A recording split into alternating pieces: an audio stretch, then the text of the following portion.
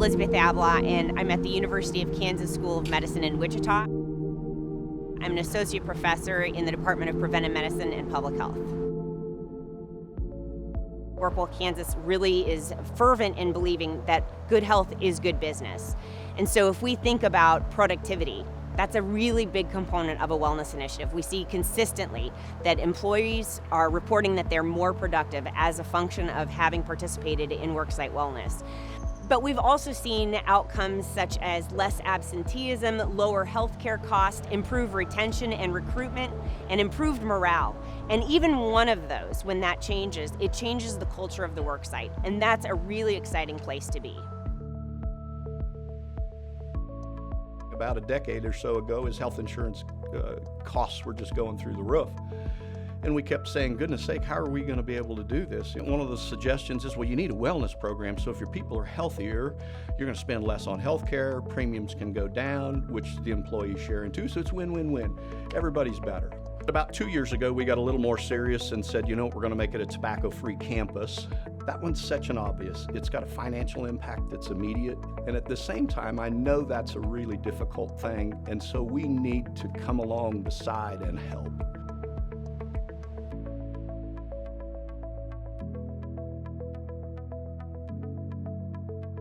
In June of this year, we just enacted an active meeting policy. A lot of research that's coming out is trying to get people to get up and move for every 30 minutes. So if you have a meeting more than 30 minutes, to get up and move for 2 or 3 minutes, or just stand during the meeting. We're one of the largest employers in the county. We have 400 employees, and they're like family to us. And that's how you want to look at it. But at the same time, we have to have insurance, we have to have benefits, and we have to pay for all of that. So all the different programs that we can put together, like the active programs, are ones that we need to do in order to provide the tools that are necessary for people to take care of their own health. All of the interventions that we propose to work sites are all based on research. So we want to make sure that we are bringing those types of interventions to work sites. So we give really the best chance that we can to employers to really improve their environment. I think our original impetus was taking a look at it from a health insurance perspective, what we could do to help control costs. A significant part of that would be looking at what we could do as an organization to promote wellness among our employees.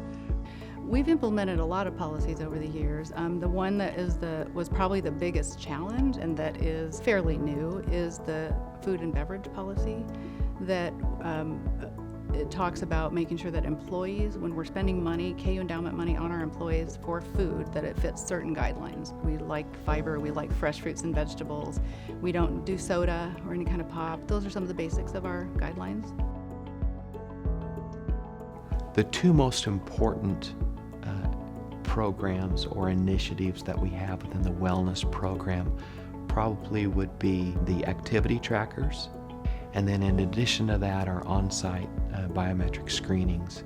As I see other individuals that I'm working with and how serious they're taking their physical activity and their health overall, it has inspired me to get serious about it myself.